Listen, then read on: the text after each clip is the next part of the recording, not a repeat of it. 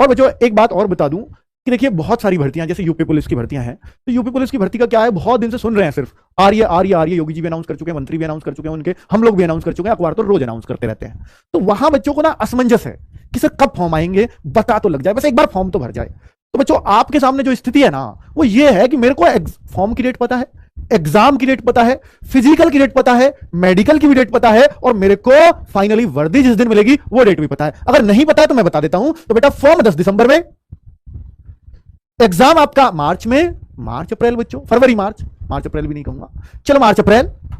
फिर सर इसके बाद बेटा 1.5 महीना करीब करीब कट ऑफ में लग जाता है। आप सोच के चलिएगा कि मई जून में कट ऑफ आ जाएगी, जिससे फिजिकल वो आप लोगों का कराएंगे।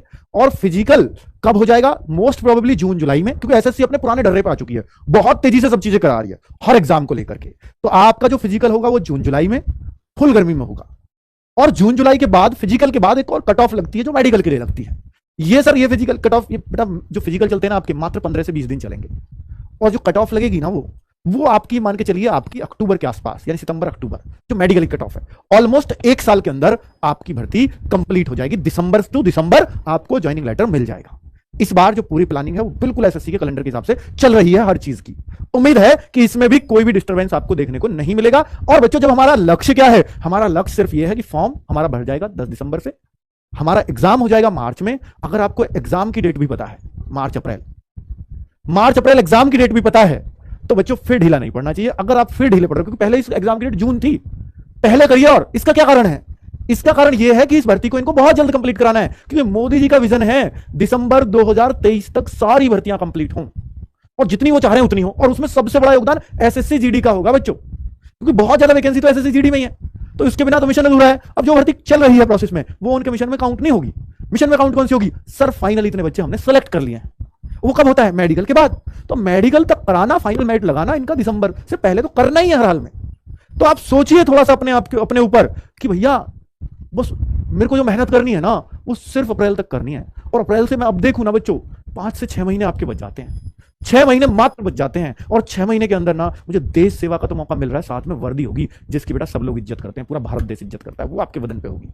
इससे बेहतर मौका आपके लिए नहीं हो सकता। और बच्चों एक बार ये भर्ती निकल गई तो फिर सिर्फ आप ये करते रह जाओगे कि सर नई भर्ती कब आएगी, सर ये कब आएगा, वो कब आएगा। उस सबको करने से अच्छा है कि अपने आप को 6 महीने 5-6 महीने कैद कर दो कहीं, या तो लाइब्रेरी के अंदर या घर के किसी कोने के अंदर, और बच्चा जो भी आपसे आपका टीचर मांग रहा है ना वो दिए जाओ। ये मत सोचो कि सर पढ़ा रहे हैं क्या मुझे इनसे ही पढ़ना है, बेटा कहीं एक जगह फिक्स कर दो अपनी, बार बार बदलो मत कि मैं उससे पढ़ूं या इससे पढ़ूं। पता लग रही है फॉर्म आने तक तो सिर्फ आप ये इंतजार कर रहे हो कि भैया मैं तो अभी ये डिसाइड नहीं कर पा रहा हूं कि मैं पढ़ूं किससे। बच्चों अगर यही डिसाइड नहीं कर पा रहे हो ना तो सिलेक्शन की उम्मीद क्यों करते हो आप। ये तो जितना जल्दी डिसाइड कर लो उतना बेहतर है, और पूरी श्रद्धा के साथ उस गुरु को दे दो भाई। मैं निश्चित तौर पे कह रहा हूं आपको सेलेक्ट करा देगा, मैं ही क्यों, कोई भी और अच्छा भी हो सकता है जो आपको पसंद आ रहा हो। लेकिन मैं इतना भरोसा दिलाता हूं अगर आप हमारे ऊपर विश्वास करते हो तो हम एक एक बच्चे की भावना का और समय का दोनों की कदर रखते हैं बच्चों। हर एक चीज में जान लगा देंगे। 4 सब्जेक्ट होते हैं ना आपके, 4 सब्जेक्ट को इतना मजबूत बनवाने की कोशिश है कि बच्चा इस बार कह दे कि सर मेरे को तो फर्स्ट ही प्रीफरेंस चाहिए। कुछ दिन बाद ही कहने लगते हो आप, क्योंकि एक बार तैयारी में कॉन्फिडेंस आया तो फिर सिलेक्शन की लड़ाई खत्म।